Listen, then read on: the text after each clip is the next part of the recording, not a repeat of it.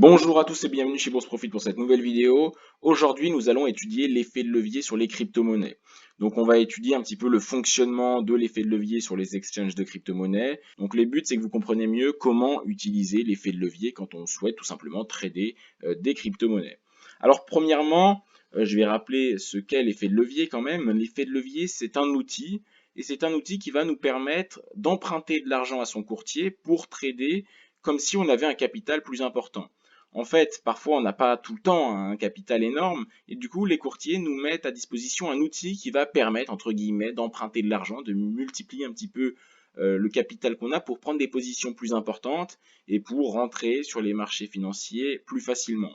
Parce que quand on débute en trading, ou en crypto-monnaie, on n'a pas forcément énormément d'argent à mettre.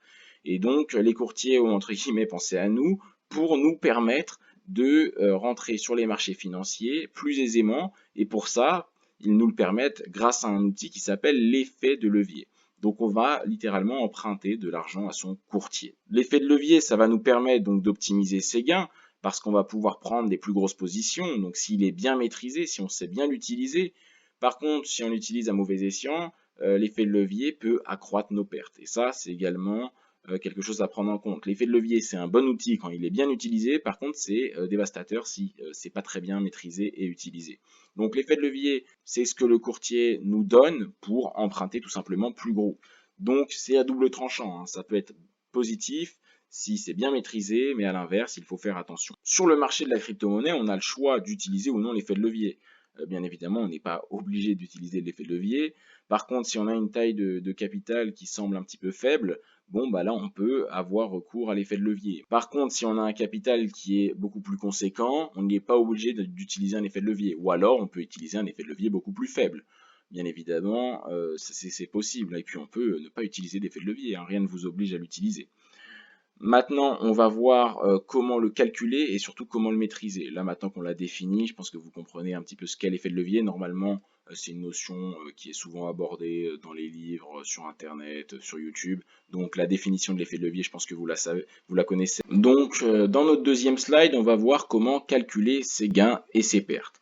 Alors, pour calculer un gain, ou une perte, on va tout simplement faire ce calcul-là que j'ai décrit ici. Donc, l'effet de levier utilisé, effet de levier 5, 10, 15, 20, peu importe, hein, on va rentrer l'effet de levier qu'on a utilisé, on va le multiplier au pourcentage d'évolution de la crypto-monnaie, et ça va nous donner notre pourcentage de gain tout simplement. Alors j'ai pris un petit exemple pour que vous puissiez mieux comprendre.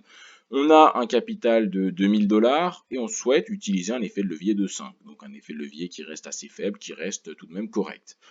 On va trader, on va s'intéresser au marché du Bitcoin, on va trader le Bitcoin, et à l'heure actuelle, le Bitcoin est à 8500 dollars. On décide d'acheter le Bitcoin à 8500 dollars. Donc on souhaite une progression, une dynamique haussière du Bitcoin, et on va placer notre ordre de take profit à 9000 dollars. Donc notre objectif c'est 9000 dollars et on l'a tout simplement pris à 8500 dollars. Maintenant, quel est le gain si le take profit est touché? On va tout simplement appliquer le calcul qu'on a vu là. Donc, l'effet de levier utilisé, c'est-à-dire 5 dans notre cas, je l'ai dit au début, on utilise un effet de levier de 5, fois le pourcentage d'évolution de la crypto-monnaie en question. Donc, comment calculer ce pourcentage-là? Très simple. Le prix visé, donc le take profit, 9000, moins le prix initial sur le prix initial, et fois 100 parce qu'on souhaite l'avoir en pourcentage. Donc 9000 moins 8500 sur 8500 fois 100. Et donc notre gain va être de 30%. Pourtant, quand on passe de 8500 à 9000, il y a une progression de 6% du Bitcoin uniquement. Mais nous, on a gagné 30% grâce à notre effet de levier. Donc au lieu de gagner 6%, on gagne 30%. Et on a utilisé un effet de levier de 5. Donc si on fait 6 fois 5, on tombe bien sur 30%. Donc là, on a un gain qui est beaucoup plus élevé, hein, que si on n'avait pas utilisé de l'effet de levier. Donc forcément, ça nous intéresse. Le Bitcoin progresse de 6%, mais nous, on gagne 30%. Donc là, c'est tout bénef. Vous comprenez, hein, vous comprenez pourquoi l'effet de levier, c'est un outil qui attire autant. En fait, il permet de faire gonfler son capital rapidement sur des variations de prix qu'on voit assez régulièrement en crypto. 6%, c'est pas énorme en soi, mais quand on en récupère 30, forcément, c'est plus attirant. Donc des variations, voilà, de 5, 10, 20% en crypto, c'est pas rare. Contrairement à des marchés plus classiques, sur le forex, sur les indices, sur les actions. c'est pas forcément, il n'y a pas la même volatilité. Donc forcément, 6%, c'est pas impossible à faire sur la crypto, hein, c'est pas un pourcentage d'augmentation énorme. Et si en plus on rajoute de l'effet de levier, ben on peut faire croître son capital assez rapidement. Donc c'est pour cette raison-là que beaucoup de débutants sont attirés par l'effet de levier sur le marché de la crypto-monnaie, parce qu'on peut doubler entre guillemets ses bitcoins et doubler tout simplement son capital très rapidement. Mais maintenant, voilà, on va quand même voir par la suite qu'il y a des inconvénients. Faut pas perdre ça en tête hein, quand même. Et justement, maintenant, on va voir le moment où on va se faire liquider de position. Et là, c'est quelque chose également qui peut faire assez mal. Donc pour comprendre ça, il faut avoir en tête qu'on a emprunté de l'argent. Donc si on a un capital de 100 $, disons, et qu'on utilise un effet de levier de 10, je dis 100 $, mais ça vous paraît peut-être petit pour certains, mais il y a beaucoup de novices qui débutent sur le marché des crypto-monnaies avec 100 $ et qui en plus de ça vont utiliser l'effet de levier de 10. Alors, on peut commencer avec 100 $ si on investit, mais quand on a un capital aussi faible, l'effet de levier est quand même proscrit. Donc, on va avoir un capital de 100 $ et on va se dire, je vais utiliser tout simplement l'effet de levier de 10.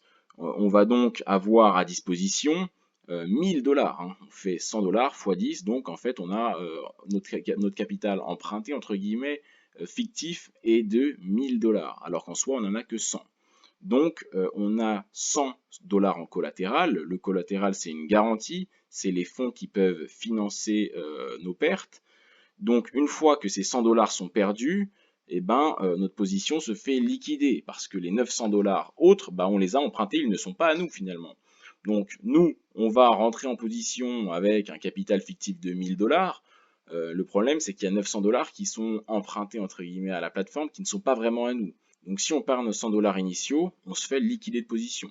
Et donc maintenant, pour connaître le moment où on va se faire liquider, on va justement utiliser ce calcul-là, donc 1 sur l'effet de levier utilisé, fois 100. Donc dans notre cas, on va faire 1 sur l'effet de levier utilisé, donc c'est-à-dire 1 sur 10, fois tout simplement fois 100. Et là, on va tomber sur 10%. Donc si le Bitcoin évolue de 10% dans le mauvais sens, on sera liquidé de position et on aura perdu de l'argent. Seulement 10% de baisse du Bitcoin, essayez, on n'est plus en position, on a perdu. Avec un capital de 100 $ et un effet de levier de 10. Donc on fait 1 sur l'effet de levier fois 100. Et donc là, on tombe bien évidemment sur 10%, on peut même le faire de tête, ce calcul est simple. Et donc, si justement on veut un achat à 8500, on achète le Bitcoin à 8500 et qu'au lieu de monter, le Bitcoin perd 10%, on perd notre position et on est, entre guillemets, éjecté de position. Donc là, on vous met un tableau récapitulatif des pourcentages de liquidation en fonction de l'effet de levier.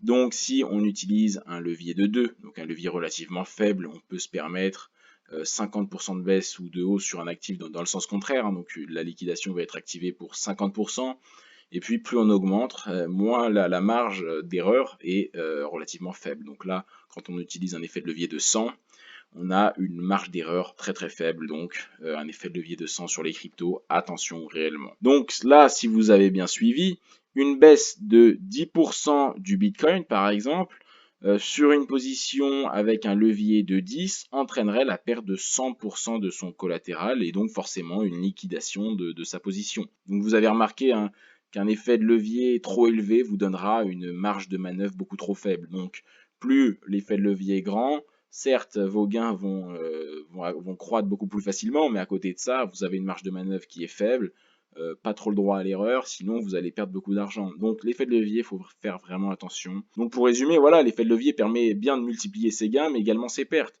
Donc vous devez surtout le voir comme un outil qui vous permet de prendre plusieurs positions en même temps. Le but, l'effet de levier, c'est d'emprunter de l'argent pour prendre plusieurs positions en même temps, pour ne pas être handicapé par une position qui vous prend tout votre capital si vous n'avez pas d'effet de levier.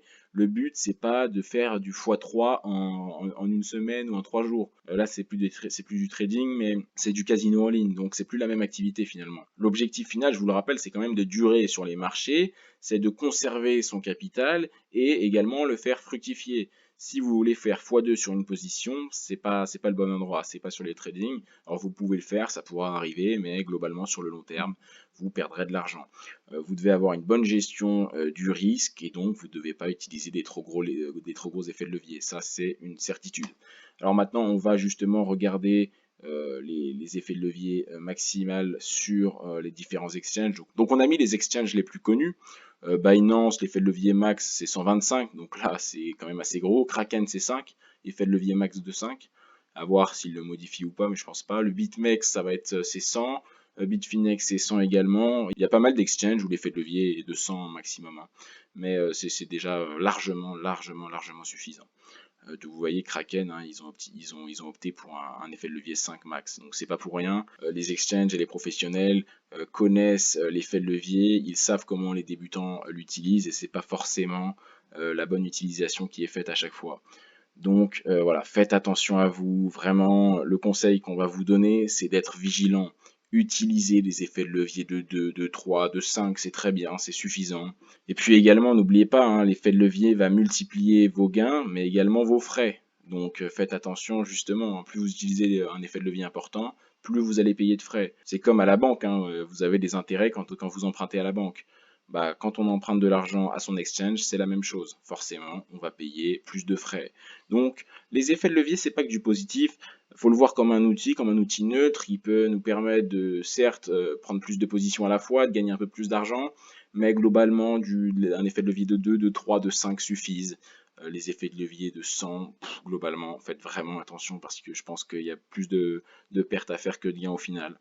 Donc on vous conseille également de ne pas utiliser des trop gros effets de levier. Donc voilà. Et puis dernière chose où je vais vous mettre en garde, c'est une pratique que je vois pas mal chez les débutants et je vous le déconseille fortement. Donc moi je vous conseille de ne pas réduire la distance de son stop loss avec son point d'entrée uniquement pour pouvoir utiliser un effet de levier plus grand. Parfois, certains novices amateurs vont mettre des stop loss très très courts pour pouvoir utiliser un effet de levier beaucoup plus grand. Donc le stop va être rapidement touché et vous allez perdre beaucoup plus d'argent finalement. Donc ça c'est également quelque chose qu'on peut voir, hein, c'est d'utiliser des tout petits stop loss, comme ça on se dit peu importe, je peux utiliser un effet de levier beaucoup plus grand et au final on a une marge de manœuvre très faible. Le stop peut être touché parce que, encore une fois, sur les cryptos, bah, on a des mouvements parfois qui sont un petit peu irrationnels, donc il faut faire attention.